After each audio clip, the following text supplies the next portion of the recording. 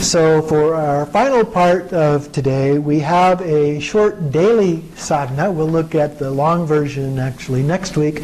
But to give you a practice of the Highest Yoga Tantra that you can work with. Now we do ask, as I mentioned earlier, that if you've not had a Highest Yoga Tantra practice, that you not do this. You can go on with one of the practices that we talked about last week and continue with that. But you can look this over and get a sense of what it's all about and so forth.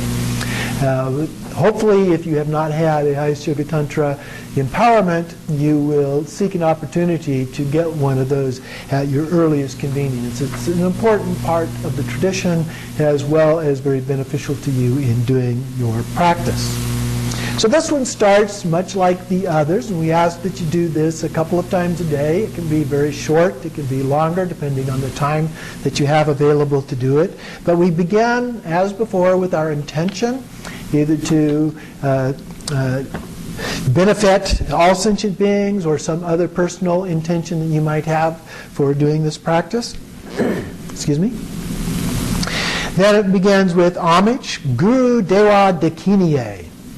Then the refuge, I take refuge in the Buddha, the Dharma, and the Sangha most excellent, and then the Bodhicitta, in order to enable all sentient beings to attain enlightenment. Then the visualization. Begin with stillness of body, speech, and mind, as we have done before. And then from emptiness appears a red bomb, or bomb, syllable, the center of a red lotus, which transforms into the five poisons, transforms the five poisons into the five wisdoms as a wheel of protection. So from this, you can see it's very abbreviated form of putting these elements together into this wheel of protection.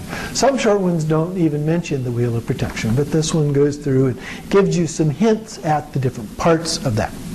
Then from light rays streaming from the bomb appears a charnel ground celestial palace, wrathful in nature. So we've omitted all of the elements of this, but it appears and it is wrathful. Again, that's not always mentioned, but in this case it does tell us that. Then I appear as the white dakini in the form of Vajravarahi. Now, Vajravarahi is a form of Vajrayogini, and most of the Vajravarahis, Vajrayoginis, appear as red. But in this case, it's white, a white dakini, white Vajravarahi. And there are a few practices involving white Vajravarahi, but it is quite rare. In this case, we have the white dakini in the form of Vajravarahi. I have one face and three eyes.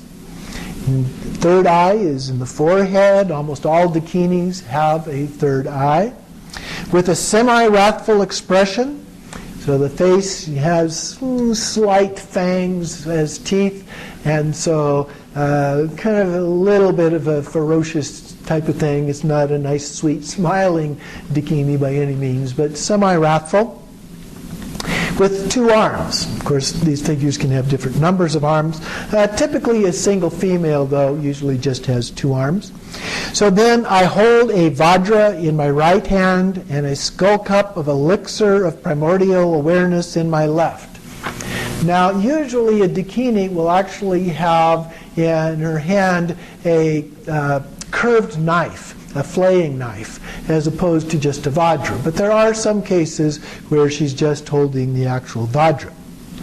And then the skull cup with the nectar in that, the elixir of primordial awareness in her left hand. She is youthful and naked with nothing to hide. That's the symbolic meaning of being naked, is having nothing to hide. She's standing in a dancing pose. Now, the dancing pose is facing forward. Other examples of Vajrayogini, there are a number of different poses, but the most common one for Vajrayogini is a warrior pose, and she's sideways with the left arm raised up and the right arm the other direction. That's the warrior pose. The dancing pose is facing forward, and the right leg is bent and raised up, and the left leg is bent slightly, but she's standing on the left leg in that case.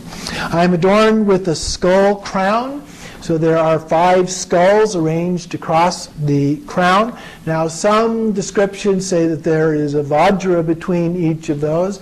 Most of the images that I have looked at, it doesn't actually look like a vajra in those images, but that is sometimes the way it is described.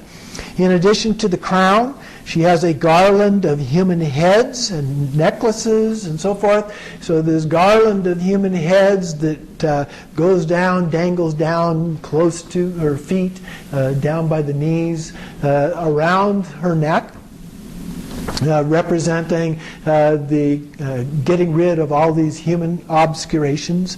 And other necklaces, there may be a short one, a long one. These are made of bone ornaments that may also include, if I could reach it here,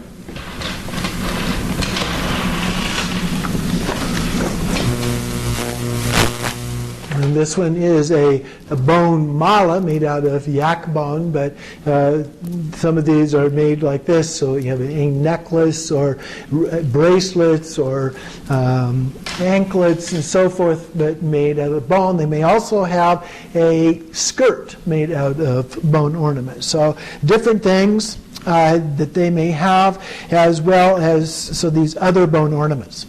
I hold a katvanga. Katvanga is like a staff. It has a double vajra at the base, and then a wish-fulfilling vase on top of that. Then 3 skulls, which represent the 3 kayas, and on top of that is another vajra standing at the top. So it's fairly long, and it's resting against her left shoulder as a part of that.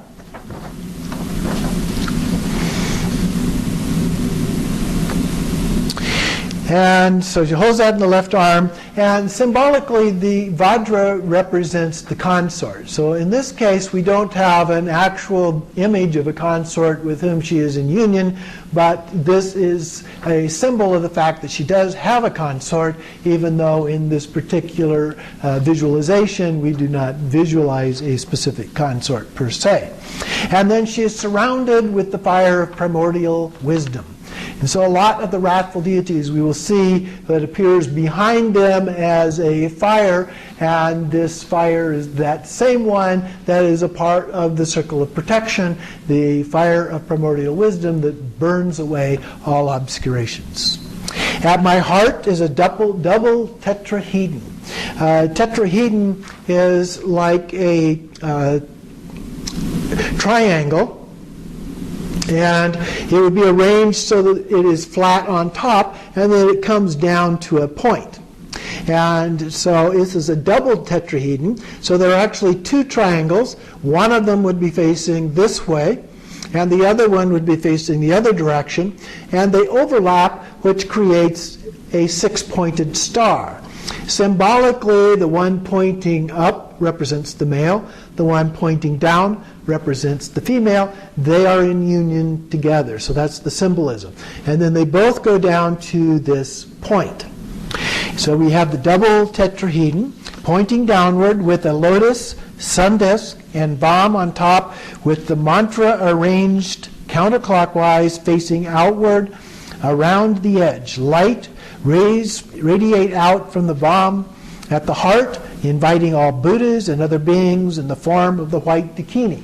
And so we're sending out the request, the invitation to the wisdom beings now. We're asking them to come and participate in this.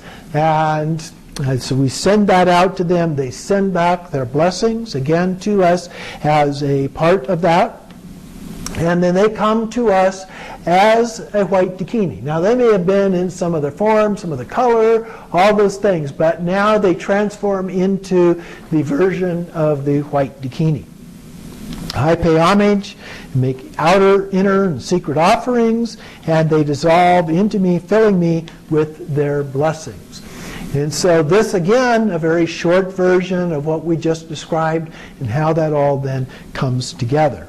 Then we have the mantra. We visualize the mantra as we recite Om Vajra Virachaniye Soha. So this is the mantra of Vajra Virahi, and so we recite that as many times as we can, maintaining the visualization of the mantra the deity, actually the two deities, the wisdom being inside, us as the deity, as Vajravarahi, as well as a surrounding of other forms of Vajravarahi and the entire mandala as a part of that. And then we dissolve the visualization. So from the outside in, as we described, or it can be done in an instant as well. I think it's usually best to begin by doing a gradual one, going through the circle of protection and then the palace and so forth down to the seed syllable, and then the seed syllable from the bottom up into emptiness. And then we meditate in that form as long as we like. And then reappear from emptiness. I reappear as the white dakini. So everything comes back just the way it was. And then for the closing in this case, we have a wish for bodhicitta. Bodhicitta, the excellent and precious mind, where it is unborn, may it rise. Where it is born, may it not decline, but ever increase higher and higher. And then we dedicate the merit with the mind of enlightenment. Bodhicitta, I dedicate all the merit from this practice for the enlightenment of all sentient beings, which we recite 3 times.